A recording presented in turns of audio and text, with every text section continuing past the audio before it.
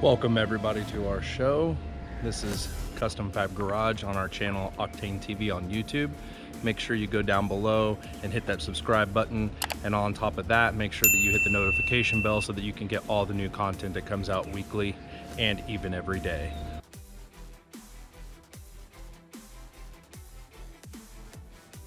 This is the 2019 Ram 1500 that we're doing. It is a crew cab. We're going to be doing 4 speakers.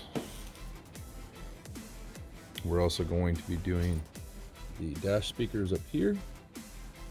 This model does have the small 4-inch LCD. I'm not sure if that makes a tremendous amount of difference on this vehicle, but it might. And we're also going to be doing the rear speakers. And we're going to be doing subs. So we'll kind of show you the process of all this and what we kind of are doing in here. We usually do the 2018 and unders, so this will be kind of one of the first 2019s, but it should be pretty awesome when we get done.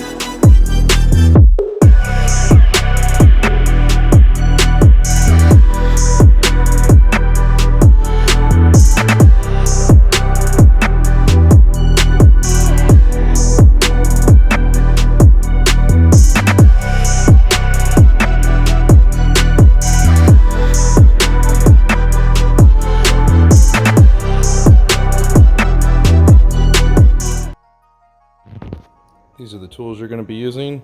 That's a 6mm socket, 10mm socket. Those are both made to fit on the drill. A hook tool, basically with a hook or a V. 10mm socket on a wrench, and a set of needle nose pliers. Those are literally the only tools you're going to need to take these door panels off and do the speaker install. I'll also show you what parts we're going to use on the speaker install as well, but that is pretty much it. These are the rear door panels we're going to be doing. What we're going to do is we're going to take a pick tool and we're going to get inside this slot here so that we can remove this little basic like cover. And the pick tool will fit perfect down in there to pull this off. And then up here, we're going to do the same thing. We're going to take our pick tool and we're going to remove this cover right here. So basically, if you take your pick tool like this and you get underneath there, boom, you can just pop this out. Here's this piece removed. And right here on this side, you want to be careful because there's a big old clip right here. So what I did is I put the pick tool back through here and then yanked real hard. The rest of them aren't too terrible. This big one right here, it holds it up. So if you try to like pull it right directly here, you want to kind of angle it this way, or like I did, I got it way underneath here so you don't scar the front, and I yanked real hard and it popped it up. So that's what that looks like. And then there's our 10mm bolt right there. And it wants to fit. And this one's super easy. You just stick it in, pull back, and then boom. That's what the back side looks like. And then two 10mm bolts. And it's super easy. A lot of people, I see these videos of people trying to do this and they can't figure out what to do to get down here with the screwdriver. If you just put this bad boy in here and just pull forward, it will literally pull it right out. Just a little note. I'm taking these off with the ratchet because I'm putting a lot of pressure on this like this, and it is super tough. This top one felt like it was impacted in, so I would not try to use, like, I have a drill with the 10mm.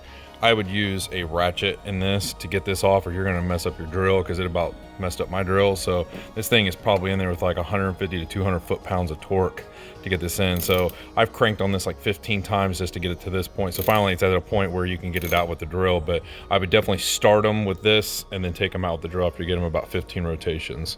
All right, we've got those 10mm removed, all 3. Here they are down here.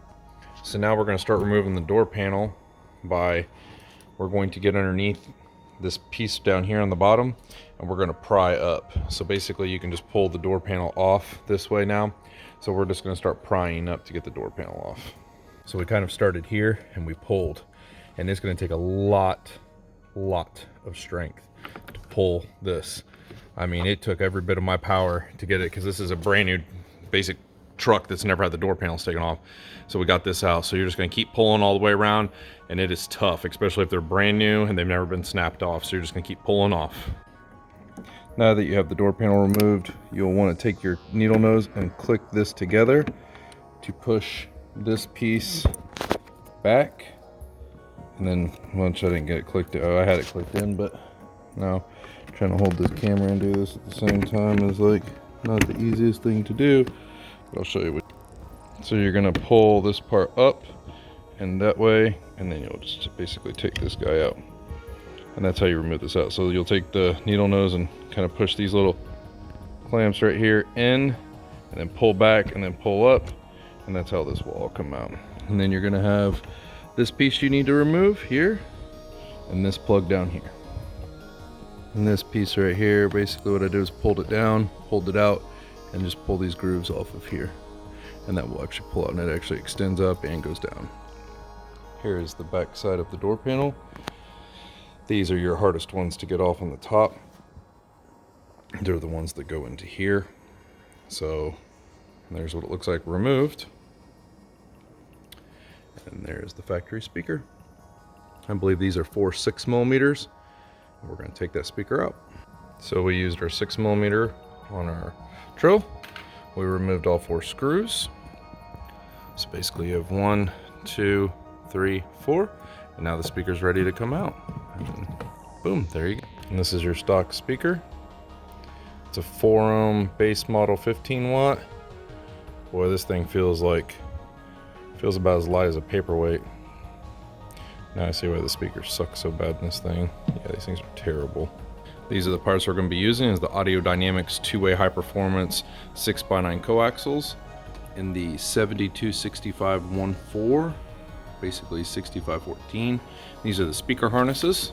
So these are the 2000 series Audio Dynamics 6x9s, and this is by far one of my actual favorite speakers that we use. These coaxials are absolutely amazing. Like, this is by far one of the best speakers that we actually carry as far as coaxials. Let me show.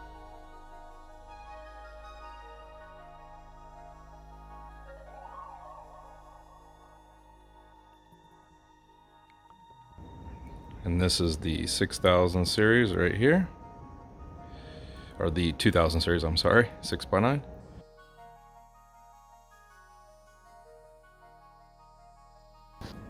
Here's a little comparison for you. Little difference of the factory versus the aftermarket. Obviously this is a dual cone. This has your separated tweeter, butyl rubber.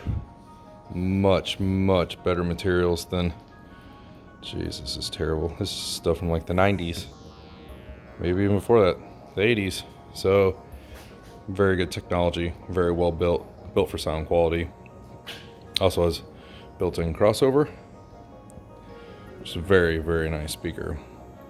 And then when you turn it over to the other side, let's take a comparison. There's your difference. These are rated at 100 watts RMS. These are rated at 15 watts max. So big difference between these speakers. Huge.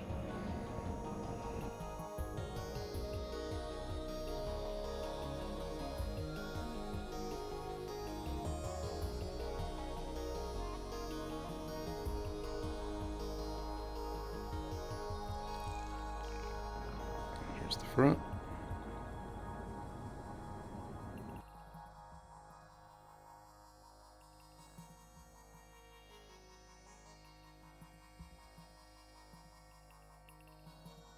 Here we have our wiring harness. That way it just plugs right into the factory plug. Got everything wired in. We put a zip tie on here so that way it holds it into the door, and this harness isn't flopping all around. We can just snap it in there and boom, ready to go. So we got everything snapped into the factory plug. Now we're just going to mount the speaker. All right, We got the new speaker installed. All 4 of the 6mm are installed in here. You want to make sure that you kind of seat it into this plastic piece and seat it into this plastic piece so that it fits in here perfect. Our tweeters right there. Everything fits in here OEM just like it should. These speakers are an absolute great replacement for factory OEM speakers. They sound awesome. They work well on low power and high power. So everything's mounted in. We're going to test and make sure everything works.